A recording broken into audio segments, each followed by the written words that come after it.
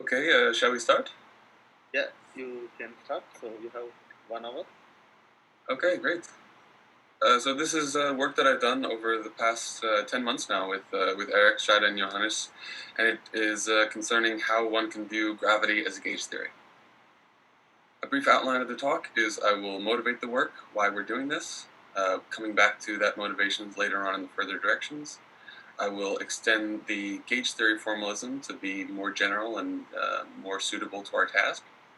And then I will show in section 2 how general relativity can be viewed as a gauge theory, before going on to some Lie algebra techniques that enable us to talk about non-relativistic algebra and non-relativistic gravity. And then I'll talk about Newtonian gravity as well as the geometric picture of it called Newton-Cartan gravity.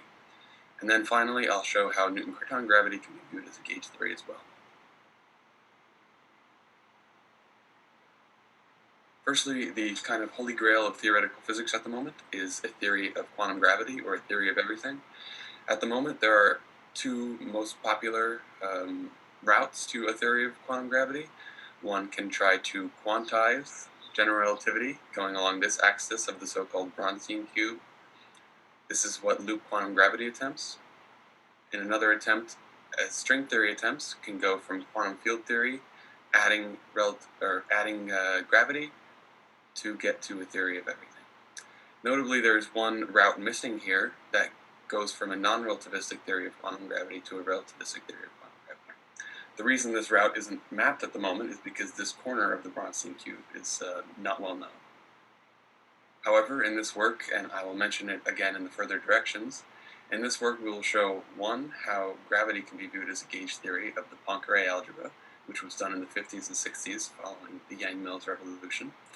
And in 2, I will show some more recent work done by Eric and his collaborators that the Bargmann algebra, an extended version of the Galilei algebra, can also yield a gauge theory of Newtonian gravity, specifically the Newton-Cartan picture. First, I will set the stage with gauge theory in order to establish the tools that we need to talk about gravity as a gauge theory. Briefly, some conventions. In a lot of the algebra commutation relations, I will be neglecting any imaginary i's in an attempt to simplify things a bit, as well as our symmetrization and anti-symmetrization indices go as follows. Firstly, when one talks about a gauge theory, we talk about making a global symmetry a local symmetry. So for instance, for the following Lagrangian, one can talk about a global symmetry where all fields in spacetime are rotated by a constant phase, this phase alpha. However, we can make this symmetry local by letting all the fields depend on, or be shifted by a phase that depends on where the field is in spacetime. The notable consequence of this is that the following Lagrangian is no longer invariant under the local symmetry. Because the local symmetry depends on spacetime, the partial derivative hits the parameter that depends on spacetime and yields an extra term. To remedy this, we replace the partial derivatives with so-called covariant derivatives. I find it helpful to model this after general relativity, where in order to construct a covariant derivative, we use what's called a connection, the Christoffel connection here and the gauge connection here.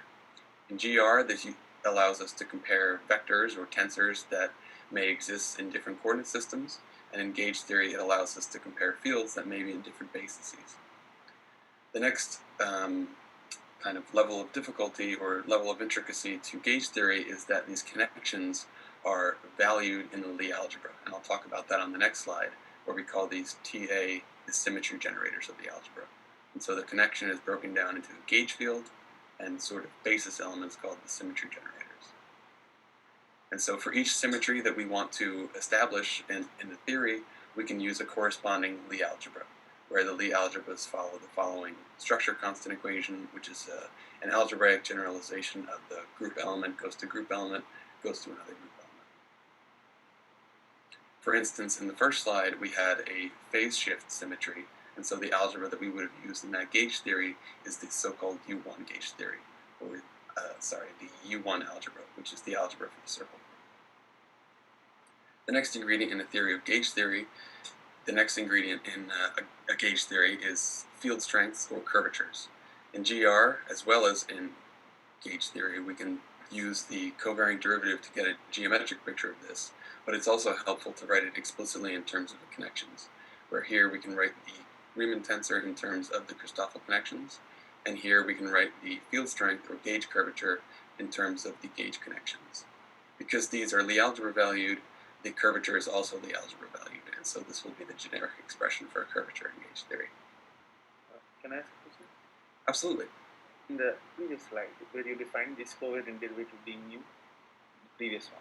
Yes. Why you don't have I in front of b mu? B mu. Oh, that is also involved in the conventions that I take. So if you were to include, if you were considering things to be Hermitian generators and such like that, you would indeed include an I, and even in Yang-Mills you would include something like a coupling constant. But because I'm neglecting these imaginary I's in my commutation relation, I'm just neglecting those all throughout the talk.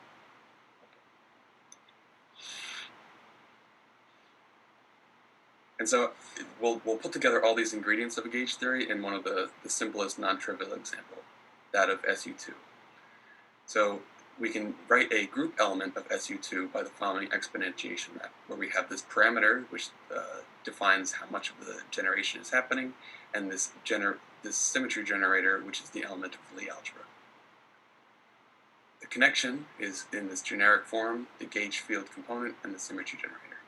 The transformation of the gauge field can be found by requiring that the covariant derivative indeed leaves the Lagrangian invariant under this now local symmetry. This is indeed, because of this simple algebra, this is indeed, if you replace this with a generic parameter and a generic gauge field, this is the generic expression that we would have for the transformation of a gauge field. Where note that these are summed over, and so we will see the effect of that in a more complicated algebra on the next slide.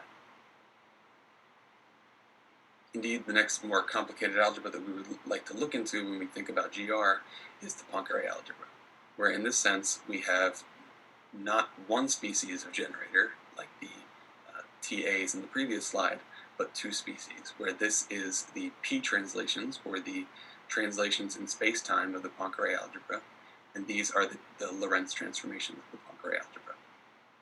Although the commutation relations of the algebra are much more complicated, we can indeed find structure constants given each of the commutation relations, which based on the following generic formulas make our life much easier in calculating these quantities. Because of the two species of generator, we now assign two gauge fields. Notably, we have the E mu A for the Poincare symmetries and the omega mu AB for the Lorentz symmetries, as we did before, but now because of this, the sum over these two indices that I mentioned before, this will expand into two terms, and likewise for the curvatures. I call this a pure or naive Poincare gauge theory for the following reasons. When we talk about general relativity as a gauge theory, we'll be looking into translations, but translations on multiple spaces. For instance, the following geometric picture of a gauge theory enables us to think about this more clearly. For instance, if you think about space-time as being this sheet here, at every point in space-time we now have a internal vector space. So for example, on the first slide of the talk, we had a U1 internal vector space at each point, where the U1 was based on the symmetry. Now we can have arbitrary internal vector spaces. So for any algebra, each of these spaces corresponds to the internal vector space on the field.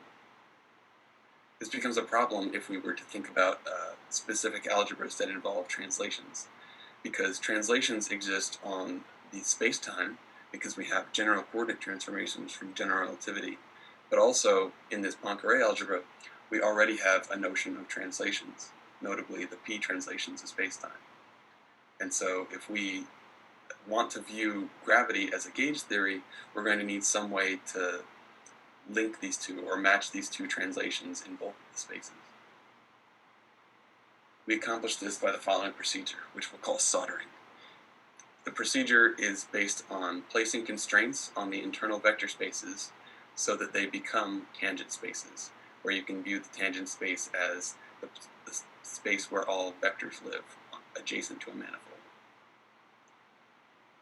We accomplish this by imposing what we'll call a conventional constraint, which is setting the curvature of the gauge field corresponding to the P translations. Recall it was omega mu AB. We'll set that equal to 0.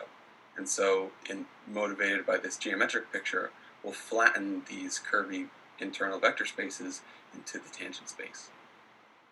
In addition to doing so, we'll interpret these gauge fields as the Viebein and the spin connection. I'll talk more about what those mean in the next slide. Doing so accounts not only for that discrepancy between the space-time and the internal vector space translations, but it also enables us to reproduce a hallmark of gravity, which is that the spin connection is a dependent field, dependent on the Viebein, the remaining independent field. The Viebein formalism of GR is, in some sense, a formalism of the idea that a curved manifold, if you look closely enough, it looks flat. So for instance, on a sphere, you can imagine that at every point you can create a flat metric. And so as opposed to at every point making a metric, we can instead create a pair of Viebein at each point that exists as a flat metric. Some properties of the Viebein are that they are invertible, and they exist as kind of a dictionary between the space-time and the internal vector spaces, so that if you give me an object in one, I can tell you the corresponding value in the other.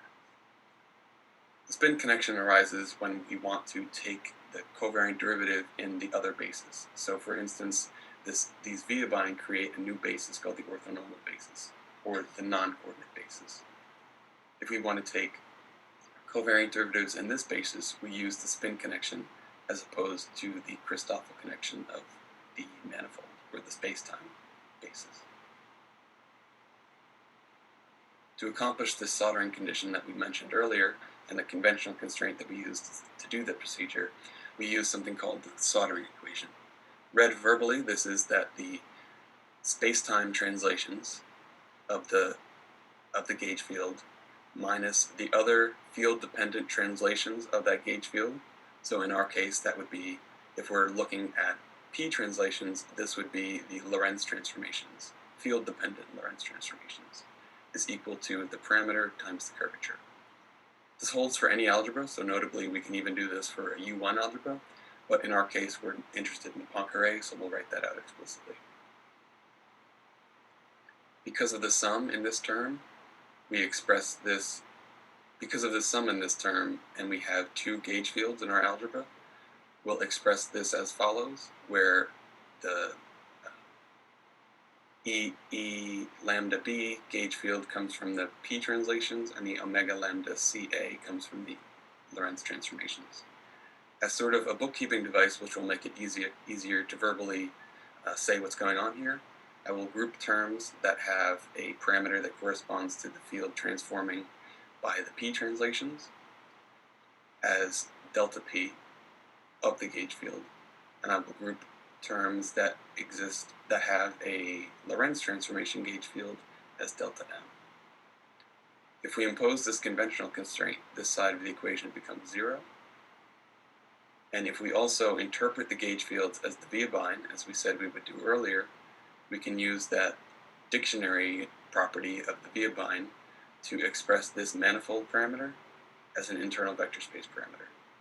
And in doing so, we have said that the local P translations of the gauge theory can now be expressed as linear combinations of the space-time general coordinate translations, as well as the other symmetries of the algebra, notably that of the Lorentz transformations. So in doing so, we've removed the P translations from the original algebra. And so in some sense, this is the difference between a Yang-Mills gauge theory and gravity as a gauge theory. We've deformed the original algebra, and so it would be, one can say that gravity is a Poincare gauge theory with some caveats, notably that we impose the following soldering procedure. These algebras are called soft algebras, and they're very prevalent in supersymmetry research. Also, we can recover the following elements of GR, which is one, that the spin connection is dependent on the gauge fields, or on the Viebein gauge fields. Note also, we can express the metric in terms of the Viebein from the properties of the Viebein. and we can express the Christoffel connection using something called the Viebein postulate, which I'll get more to in section 5. One interesting consequence of imposing this conventional constraint that we did is if you look at this term in the parenthesis, if we were to anti-symmetrize the indices, the term in the parenthesis is exactly that curvature that we set to 0. And so if we look at the definition of torsion, the anti-symmetric part of the Christoffel connection, by imposing the following conventional constraint, we've essentially set the torsion of our geometry to 0. So now that we've reviewed how gravity can be viewed as a gauge theory, I'll do a brief interlude on some Lie algebra techniques. May I ask something before that? Yeah, absolutely. I don't know, have you heard the talk by Lavinia Heisenberg? No. Oh, you have not? Okay, but let me briefly try to summarize what I understood. So it was kind of interesting because there's this alternative formulation of general relativity, where instead of working with the Riemann tensor, you impose that the spacetime has torsion. Yeah. Right. So in some sense, you impose that R of J, or however you called it, is 0, but R of E or R of omega is 0, but R of E is non-zero. It's called teleparallelism. Have you looked into that? Because it seems natural from what you do. I think I looked into it briefly after the talks yesterday that we had with Elena and Luna. Yeah, Luna also mentioned it, I guess. Yeah. Yeah, I was confused on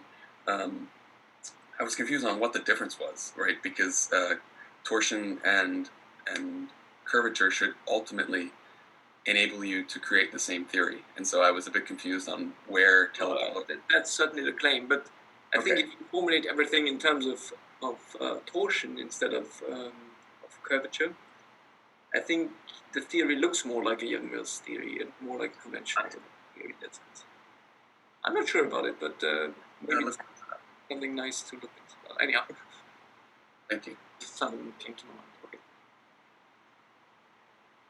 And the reason we look into these Lie algebras is that it turns out that the Newton-Cartan, or geometric Newtonian gravity, can be viewed as a gauge theory of the Bargmann algebra, which is a extended version of the Galilei algebra. We'll talk more about that. Sorry. Yeah. Can I ask a question? Yeah, absolutely. Yeah. Can you go to the previous slide? I'm wondering what's the difference between, for example, the metric between this and the Viebein frame. Oh, I see. So the metric is the metric is, for instance, something that we can take to all for in any curvature, but the Viebein frame is something that is completely flat. So it's a formalization of the idea that you can, at every point on your metric, you can make a flat reference frame. Yes. Does that answer the question? Yes, that's what I asked, because the metric is like at any point it's just flat. So I don't know what exactly the difference between this. Well, I don't know if I agree with that. Every point the metric is flat. I was under the impression that a metric can, for instance, show that there is a curvature in a particular spot. So maybe we can talk about that after. Okay. And so, as our first foray into Lie algebras, we'll talk about something called the central extension, which is how we get from the Galilei algebra to the Bargmann algebra. Notably, the idea of a central extension is to take a vanishing commutation relation of an algebra. For instance, if I were to write out just the Galilei algebra, it would be the following, where we have temporal translations, Galilei transformations, spatial translations, and spatial rotations. If I were to look at this term and read it verbally, I could say that this object commutes with all other generators of the algebra. This follows from the property of Lie algebras that 0 commutes with any element of the Lie algebra. In other words, 0 is part of a set called the center of the Lie algebra, where this set corresponds to all elements that commute with all other elements in the algebra. And so, this statement that this object commutes with all other generators would still be true even if it didn't perfectly commute, but rather it was the commutator equaled another element in the center. And so what we've done is take a previously vanishing commutation relation and expand it by allowing it to be another element in the center. And so we've added a generator to the algebra. And so the original 10-dimensional Galilei algebra is now an 11-dimensional Bargmann algebra. The next Lie algebra technique we'll review is called Wigner-Rigner contraction, and it's in some sense an algebraic non-relativistic limit. The first step in doing so is to break up the space-time generators, the space-time translations, and the Lorentz transformations into boosts, rotations, temporal translations, and spatial translations. Note that these are still relativistic generators, and I'll denote that by a tilde over the generators. By breaking up the following commutation relations of our original Poincare algebra, we're left with the following commutation relations given these generators. Note that we have 5 non-vanishing commutation relations here, and the Galilei algebra only has 4. And in order to get rid of one of these, we'll do the Wigner-Rigner contraction. The first step in doing so is to redefine the generators, sending the relativistic generators to non-relativistic generators. And we'll do so with some deft inclusion of some parameters that we'll call C, and they're labeled suggestively. After we change these generators with the following, we end up with an algebra of all relativistic generators, but we have some parameters C in there. And there will be some 1 over C's and 1 over C squareds that after we take this limit, C to infinity, vanish. And it recovers exactly the Galilei algebra. And we label this C and the C to infinity limit suggestively to show that the algebra, this algebraic contraction is in some sense a non-relativistic limit. In order to go from the Poincare to the Bargmann, we need to do an intermediate step. Notably, we need to first extend the Poincare algebra, because this is a 10-dimensional algebra and 11-dimensional algebra, and we do so by doing an extension of the Poincare in the same way that we did the Galilei. This contraction is a little bit more complicated, so please reach out to me and I'll be happy to explain to you how that works. Well, can I first ask a geometrical question? Yeah. On the term contraction, is this an orbit statement? Can I think of this as the tangents, the generators are acting in some sort of tangent space, and I group manifold, and I have some sort of orbit generated by this generator, and if I take C to infinity, this orbit gets contracted down to a point or something? Is that? I have to answer that after, because I don't know what an orbit is. And so you would have to first explain to me that, and then I could maybe answer the question. Sure. Sorry. So because the next section is a bit advanced, let me not advanced, but a bit lengthy, let me give a section outline of what I intend to accomplish here. Firstly, I will explain some of the distinct features of Newtonian gravity which differentiate it from GR. And then I will show a semi-geometric formulation of Newtonian gravity, which I define as semi-geometric because it involves comparing equations of motion to geodesic equations. And then I will finish up with reviewing what is called the Newton-Cartan picture of gravity, which is Élie Cartan's fully geometric picture of Newtonian gravity, which mimics Einstein's completely frame-independent general relativity. The objective of this third part is to reproduce the formula that I derive in the semi-geometric picture, showing that this completely frame-independent indeed. The first distinct feature of Newtonian gravity is that there exists an absolute time, which is unlike GR, because in GR, we can envision space-time as an unsliced loaf of bread. And in that sense, if there are two events, it is very hard to say that one came before the other, because another observer could slice their bread in a slightly different fashion and say that the two events happened one before the other, or they happened at the same time. This is in contrast to Newtonian gravity, where the space-time becomes pre-sliced.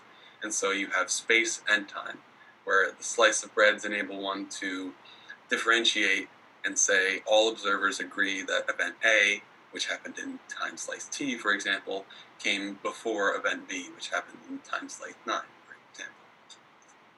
The next distinction between Newtonian gravity and GR is the symmetry group which underlies it. In GR, we have the Poincare group, and in Newtonian gravity, we have the Galilei group. These are the following coordinate transformations are that of the Galilei group, where here we have temporal translations, here we have spatial rotations. The Galilean boosts, which we'll come to on the next slide, they differ quite drastically from Lorentz boosts, and spatial translations. I mentioned Galilei boosts because they are very different from Lorentz boosts. If we write these two coordinate transformations in a way that more mimics the Poincare translations, we can write out this G mu nu, which is kind of the non-relativistic equivalent of the Lorentz matrix lambda mu nu. This enables us to see one of the biggest differences between the Galilei boosts and Lorentz boosts, which is that they are asymmetric. And by that I mean that this row of zeros up here indicates that time does not rotate back to space. And this is distinct from GR, where a Lorentz boost rotates time to space and space to time. This absolute time and the asymmetry of Galilean transformations leads to the final distinct feature of Newtonian gravity, which is that the metric is, well, that's one of the problems. There is not a single metric. There are two metrics that are completely separate. However, they are invariant in themselves, but together they are degenerate. And this is very distinct from GR, where we have a single non-degenerate metric. I'll get more into that when I talk about the geometric picture of Newtonian gravity and what the implications of having a degenerate metric are. Next, I will talk about semi-geometric Newtonian gravity, and the objective in doing so is to get some results that I would like to reproduce in the Newton-Cartan picture. We do this by comparing the Newtonian equations of motion to the geodesic equation of GR. By doing so, we find that the remaining non-vanishing part of the Christoffel connection is the partial derivative of the Newtonian potential. And likewise, from that non-vanishing part of the Christoffel connection, we can find that the Riemann tensor has a single non-vanishing part. These are indeed the two equations that I would like to reproduce, or the two parts of the Christoffel connection and the part of the Riemann tensor that I would like to not vanish in my picture of Newtonian gravity. Next, I find a helpful addition to slicing the bread is to think of the limiting procedure from GR to Newton-Cartan gravity, where Newton-Cartan gravity is the fully geometric picture of Newtonian gravity, where it's completely frame independent, covariant, and built up from a metric rather than the equations of motion and geodesic equation we did from the previous slide. In thinking of this limit, we can think of going from GR to Newtonian gravity as kind of opening the light cones of relativity. So one can imagine the light cones of GR as opening and opening until they exist completely flat. And these flat, they're called spatial hypersurfaces, exist as the spatial slices of our bread.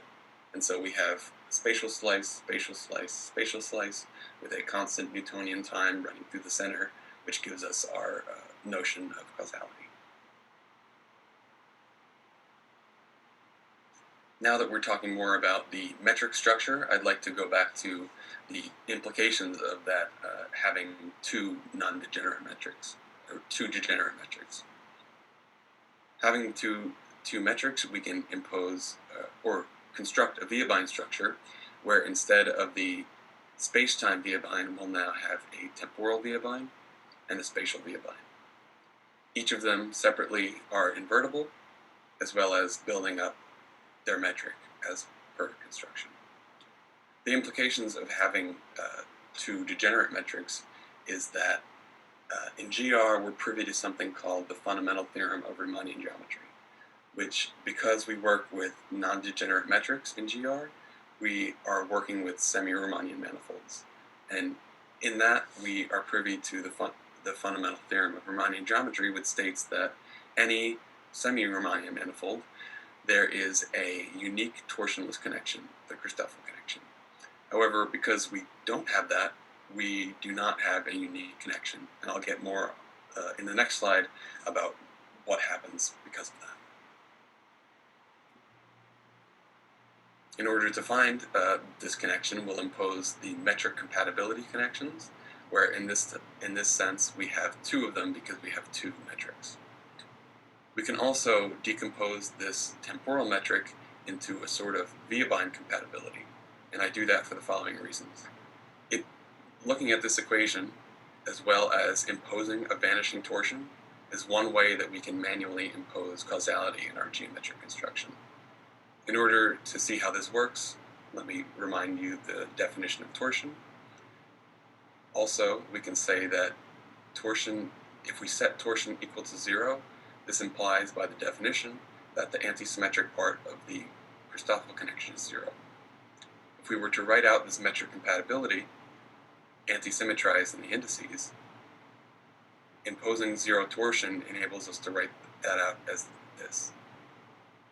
However, using the symmetry of mixed second partial derivatives, we can solve that equation for tau mu, where it exists as the partial derivative of some scalar function f. Additionally, we can impose these things called adapted coordinates, where we let that function be equal to the Newtonian time that we have that kind of shoots through our loaf of bread or space-time. And in that sense, this is one way that we can impose causality in our construction. Note that there are also other ways to impose causality, but we won't get in that here. Recall that because we don't have the fundamental theorem of Riemannian geometry, we don't have a unique connection. And so, notably, the metric compatibility equations that we wrote up here are still satisfied if our connection is shifted by some arbitrary 2 form, which is antisymmetric in its indices. We'll get more on this later, as well as express this explicitly. In order to constrain that 2 form that we had, that made the connection arbitrary, we'll impose 2 conditions on the curvature. The first is known as the Trautmann condition, which reads as follows. As a sanity check, you could show that this holds for GR, where you use the standard Riemann tensor, and use the metric to raise and lower indices. In our construction, if we impose this, it leads to the following constraint on the 2 form, where again, because of the symmetry of mixed second partial derivatives, we can solve this for the following, where we let M be some arbitrary vector field. And we'll get back to this equation when we look at the gauge theory picture in section 5. The next condition we impose on the curvature is the so-called Euler's condition. Again, one can do a sanity check and check this in GR. But in our construction, if we impose this, it leads to the following, which can be interpreted as the spatial derivative of this is 0, and so this object is purely temporal. The final thing that we do to reconstruct the theory of Newtonian gravity is that we let the coordinate transformations of Galilean symmetry become time independent. So specifically, we can use a time-dependent rotation, and in doing so, we can use the result of the Euler's condition, which was that the following object is purely temporal. We can use this time-dependent coordinate transformations to go to a coordinate system where that object is 0. And so the final non-vanishing part of the Christoffel connection would be the following, where we now have the Trautmann condition, which here I've written out in terms of the Christoffel connection as opposed to a condition on the arbitrary 2 form. We can indeed solve this for some arbitrary scalar, which I'll call phi, again, suggestively.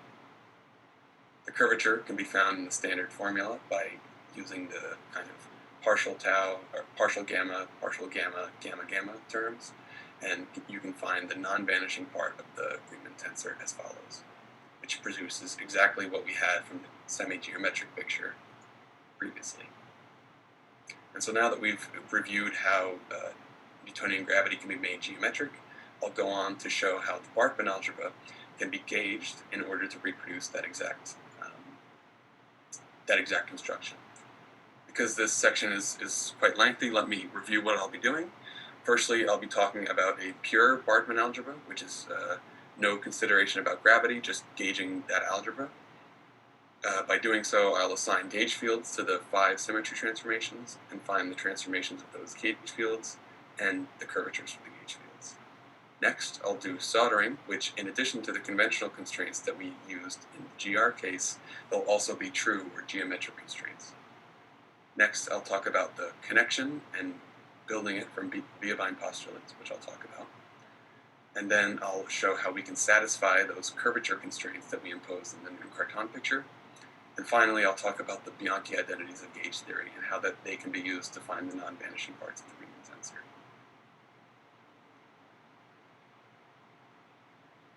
Firstly, motivated by the Wigner contractions that we did by breaking up space-time into space and time, we can break up the gauge field E mu A into a temporal component and a spatial component. Likewise, we can do that with the omega mu AB gauge field in a spatial part and a temporal and a spatial part. We assign those gauge fields to the following transformations. So tau mu corresponds to the temporal translations, the E mu A correspond to the spatial translations, omega mu I correspond to the Galilean boosts, the omega mu ij correspond to spatial rotations, and finally we call this gauge field M mu, which corresponds to the central extension transformation. By using the formulas of gauge theory, we can find the gauge theory transformations. We'll come back to why these are useful in just a moment, as well as finding the curvatures for each of the gauge fields. When we come back to soldering in this picture, we'll not only be imposing what we called conventional constraints, where I called them conventional constraints because while we motivated them with geometry, they are indeed only used to solve for the Viebein, or solve for the spin connection in terms of the Viebein. In this picture, we'll be imposing geometric constraints, which are true constraints that allow us to impose something on the gauge theory side and build up the theory of geometry, or build up the geometry that we need for the gauge theory, for the geometry, for the gravity theory that we need. In doing so, because in soldering our objective was to remove the algebra's local translations, recall the P translations, here our P translations have been broken up into temporal translations and spatial translations. And so it follows that we should impose the following constraints, however only one of which is conventional. The other, are the temporal translations, is indeed geometric. And we can see that by looking at the curvature of that gauge field. Setting this equal to 0 is indeed exactly the zero torsion condition which allowed us to impose causality in R with that absolute Newtonian time shooting through our space-time. However, the remaining constraint is indeed conventional, and it will allow us to solve for one of the spin connections. But because we've broken up the spin connection into a temporal and a spatial, we have 2 spin connections that we need to solve for, and we'll need to impose an additional constraint. If we look at the transformations for the gauge field that we wrote on the previous slide, we can show that the following gauge field curvature needs to be set to 0 because it involves a parameter of the P translations. And so by doing so, we can indeed write the spin connections in terms of the independent fields, which remain as both of the Viebein as well as that vector field M. In order to construct a Christoffel connection, we'll use what's called the Viebein postulate, which is essentially a property of the Viebein that its space-time covariant derivative, i.e. the covariant derivative with respect to the Christoffel symbol, vanishes. In expressing both of these for each of the Viebein, the spatial Viebein and the temporal Viebein, we can find each component of the Christoffel connection. The next step in doing so was recall that in our arbitrary 2 form that shifted the Christoffel connection because it was a non-unique connection, this does not have such a term. And so the next part of our journey here is to compare the following expressions, that from our metric compatibility of Newton-Cartan gravity and that of gauge theory. By doing so, we find the following constraint on that curvature, on that arbitrary 2 form. And now if we look to one of the conventional constraints that we imposed, if the arbitrary 2 form is equal to this, by the following conventional constraint, it also equals the other term in that curvature. And if we look at this, this is exactly the constraint that resulted from the Bargmann condition in Newtonian gravity, in the Newton-Cartan picture. In order to satisfy the Euler condition, which was the remaining constraint on the curvature that we imposed, it turns out that we need to impose another curvature constraint on the gauge theory side, which is that the curvature of the spatial translations equals 0. And so in total, we've imposed that 4 of our 5 gauge curvatures equals 0. We have 1 remaining. In order to study that 1 remaining, we'll use what are called the Bianchi identities of gauge theory, where it's modeled after the Bianchi identities of GR, where we have the covariant derivative in each case, but in this case we have the number of Bianchi identities corresponds to the number of gauge theories in the algebra. And so for the Bargmann algebra, we originally had 5 Bianchi identities, but now because we only have the 1 remaining curvature, we have the following. Interpretation of those 2 equations leads to finishing this gauging procedure. Interpreting this states that the bottom 2 indices of the Riemann tensor will be temporal, and while the anti-symmetric part of this object vanishes, the symmetric version may not. And indeed, if we relate the Riemann curvature to the gauge curvatures, we find that the remaining non-vanishing part of the Riemann tensor is exactly what we found in the Newton-Cartan and indeed the Newtonian gravity side. Note that if we wanted to state what this is, we would have to do a gauge fixing, which is that Newton-Cartan gravity is in completely arbitrary frames. If we wanted to show that this object equals the d partial I partial j of the Newtonian potential, we would need to impose a gauge fixing. I'll point out in the future directions a paper which does that very nicely. So in summary, the picture of gravity as a gauge theory goes as follows.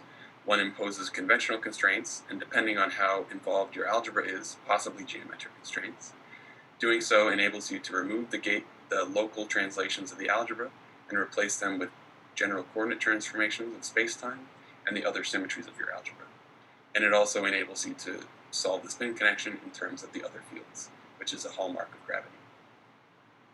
Also, imposing Viebein postulates enables you to solve for the connection. This is where we stopped for GR, but in Newtonian gravity we imposed the following constraints that enabled us to solve for Bargmann conditions of Newton-Cartan gravity, and we also used the Bianchi identities to narrow down the non-vanishing parts. I would like to talk about some future directions this work could take briefly before we finish up.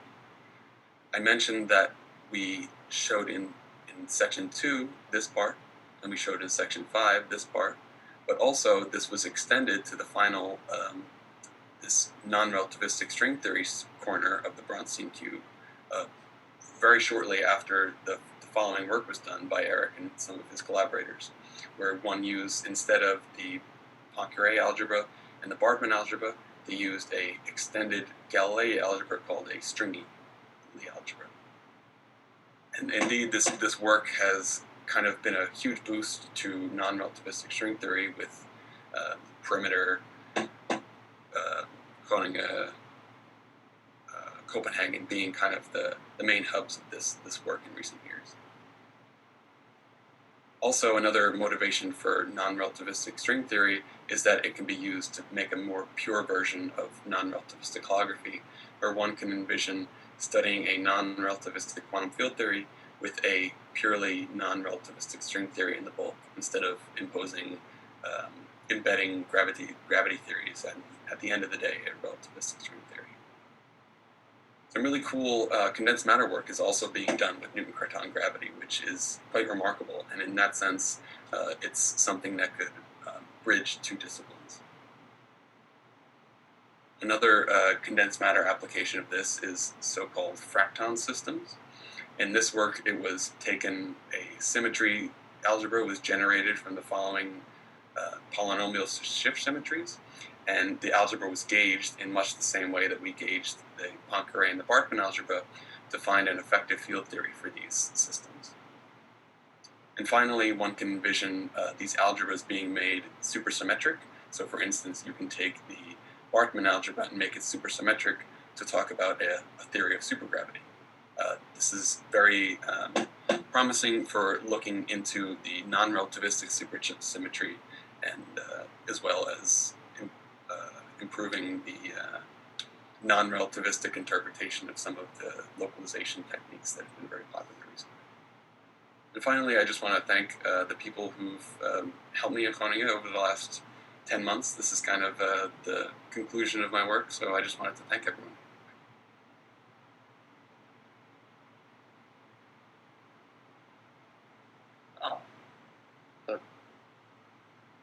Thanks, Jason. Any questions? And I'm definitely open if anyone wants to email me about any of this stuff. I love this stuff. Actually, I have one question that also came to my mind.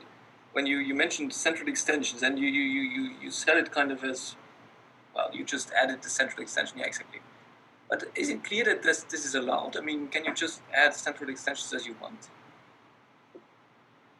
Define what you mean by allowed. Well, I mean, is it clear that the result is still a Lie algebra? Oh, I see. So you would need, in order to check that, you would have to... well, actually, I think an easier way to do that instead of explicitly checking would be to use... there exists these kind of... in that sense, this central extension picture that I presented here is kind of a physicist version of central extension, because you can think of a central extension as kind of an object that, or a procedure that allows you to create a so-called exact sequence in algebras. And so you can show that going from, I don't know if it exists as kind of my brain is saying a vacuum, but a short exact sequence or an exact sequence is kind of something that allows you to extend and contract algebras, and I could look into it, but I'm sure there's a theory that exists that everything on the chain of an exact sequence is the same object in a category theory sense. But I'm not sure. I kind of understand the words that you say, but it's not well. But is it obvious? Well, I understand. More mathematical treatment, but is it clear that? So can you give like sufficient and necessary requirements whether a central extension is allowed or not? Well, in some sense, it because of the thing that we've extended by, it's quite easy to check whether it. Well, in some sense, it's because the thing that we've added commutes with all of the other generators in the algebra. Yeah. For instance, because it's in the central extension, this M that we've added, it commutes with all the other generators in the algebra. Yes. And so,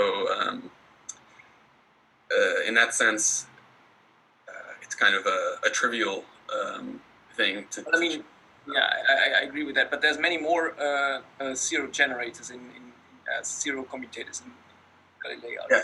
Yes. And can you just add something to the right side? Yeah, maybe it would pay to explicitly check something like that. Okay, well. I'm not sure if because well, if it commutes with I see your point. Does including this change any of the other commutators? Yes. I see. I don't immediately know the answer to that, but I think you're on to a cool question. Yeah, thanks. Eric, your microphone is turned off. I think if you would ask Kim Gomes this question, he would be delighted, because it has to do something where I think with the core homology of algebra. There are certain rules in which algebra can add which kind of central extensions. There is some mathematics behind it. Yeah, I think also that's what you alluded to, Jason, with the exact sequence. Yeah, it's good too. I have also a question. Is that so somehow you see if you gauge the algebra, you also introduce vector fields with every generator introduce a vector field. But in physics, and especially also if you consider things like string theory, you also have two-form potentials. So not things with one index, but two indices. And what does it mean? That they cannot be connected to algebra, or is it that you should somehow extend the notion of the algebra in order that two forms also get associated with some algebraic structure? What's your opinion about that? I would say that that's kind of, without having looked into your string Galilei algebra, I would expect something like that to happen there, because you have, here we're working with point particles, and so the forms that we're working with are naturally a lower dimension, I guess. But if you were to think about strings or branes or something like that, it would, I would imagine that the things that you need to add are tensor fields and not an arbitrary vector field or something like that. And so, if you look at the algebra, if you talk about Lie algebras, then they have generators, and then you associate gates with one index to them. If you keep the world of standard Lie algebras, I would say. I see. Yeah, I see what you mean. You're saying that could a tensor be a gauge field? So in some sense, you could ask the question already for Maxwell. I mean, you have a vector field with a U1. But suppose I write down a connector with two form, could I also associate this with some loop U1 or whatever? I mean, I don't know the answer to the question, but it's something to think about that somehow, and they happen in nature, many of these things. You wonder whether once you generalize the notion of also to incorporate them. I wonder. This is completely a guess, but there exists. I believe when Kim Gomez gave his talk on, I think it was acceleration, velocity, and jerk or something like that. He extended algebras to include like infinite dimensional algebras, and so I'm wondering if an idea of a graded algebra or something like that could be. Can you make a gauge theory of a graded Lie algebra? Well, I don't know the answer, but I was just wondering. Yeah, I don't know. It's clear to me if you have an E mu and an E mu A, it's clear that each of the indices correspond to each space, the internal vector space of the manifold. But I don't know exactly how that would generalize if you had an E mu nu A. Well, we should stop discussing. But an interesting special case would be that if you consider, let's say, if you consider a free form in 5 dimensions, then that is dual to a vector, electromagnetic dual. So somehow maybe that will give a hint of what to do. But we can discuss this part. Okay. Any other question? No. I have a very general question about application of non-relativistic quantum gravity. When you mentioned, only the condensed matter case, but for example, in cosmology or black hole physics, where can we apply exactly this non-relativistic quantum gravity? I can send you a really neat paper that helped me understand some of Newton-Cartan gravity. It's called Newton-Cartan cosmology, and so just based on the title of that paper, I know that it should have some applications in cosmology. I used the paper more as for its introduction, which provided a nice picture of Newton-Cartan gravity, and so I don't know what the conclusion of the paper was, but I know that there are applications in, and a lot of, for instance, I believe the author's name is Duval or something like that, is one of the classic proponents of this theory. Indeed, he applies Newton-Cartan to cosmology. So I can send you some papers if you're interested. Yeah. Another thing, I'm just trying to speculate, like, this in black holes, there are these fuzzball proposals, which basically imagine that black hole is basically the large number of string states. Is there this non-relativistic quantum gravity, non-relativistic string theory is more applicable? I'm just trying to... Oh, I see. I am not very familiar with this fuzzball interpretation. I know that the program of microstate counting, but I don't exactly know how a black hole is viewed in that sense. So I might have to read up more on that before I can maybe I can make a funny remark. Is that the funny thing is that if you see, you look to non-relativistic theories, which means that you move much slower than the speed of light. This means effectively c goes to infinity. This means you are far away from the black hole, and then you can calculate corrections to non-relativistic gravity, etc. But in some sense, if you are at the black hole, at the event horizon of the black hole, then in some sense you see light can't escape. So effectively, roughly speaking, it moves infinitely slow. It stands still. So you're dealing with the opposite limit that you discussed in this talk, namely the c goes to 0 limit, which people sometimes call the Carroll limit. And you could also expect, so if you want to know what happens around the event horizon, you could also consider expansions around that point. So it's exactly the opposite expansion that you are doing. They get post-Herodian expansion. For example, the pictures people make with the event horizon telescope, what do they see close to the event horizon? You could consider exactly the dual what you are doing, let's say. So, but then you do exactly the opposite of what you do in your talk. But nobody has done that, but it's interesting. People have written papers about that. It's quite interesting. Yeah, there's a lot of you and various other people have written on like Carolian algebras and such like that. So it's as well as algebra. Yeah. Gave a talk. It's 10. Someone gave a talk in Journal Club. Forgot name. Yeah. No, C goes to 0 limit. The Carol algebra. Who did that? It may have been Kim. But maybe Laura Donet gave a talk about that, don't you see? Oh, Steve of the Doran gave a talk about Cal particles as cavities of dark matter. Yeah. So they have exotic representations, and it was a rather wild conjecture, but maybe they could be candidate dark matter particles. And where this C goes to 0 limit will stand in this picture in the square. Does it have shown the outside of the square, right? It's outside. It's a dual cube in some sense. Hypercube. Yeah, you have to replace really Newtonian gravity by Carolian gravity. So you have one theory, and I go to a special corner with C to infinity, or you go to another special corner of that same bigger theory, C goes to 0. So it's a different corner of the mother theory. But you mentioned that Carolian geometry has that the Carolian limit has an application near the event horizons of black holes. Who was saying that? You should ask Jason. I'm just a listener. I because of the meeting I sat in on yesterday, I know that Laura Denet and another, I believe Marteau, indeed wrote a paper called Carolian Physics and the near event physics, something like that.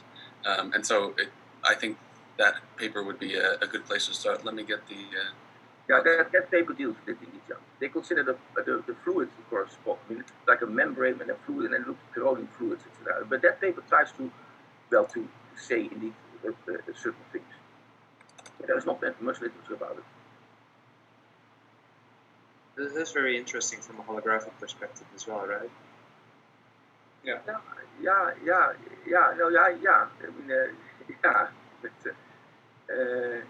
I mean, flat space holography, right? Well, any null surface has Carolian symmetry. So the event horizon is null surface, but the infinity in a flat space also is null surface, and they all seem to have Carolian symmetry. So they're part of the result with PMS symmetries also. But I don't know too much. I know that Laura Donet has written some concrete papers with this Marteau, and Marteau had done his recent PhD. He gave a nice talk about Carolian fluids, but that's basically all I know about it. I sent the archive link in the chat. Sure.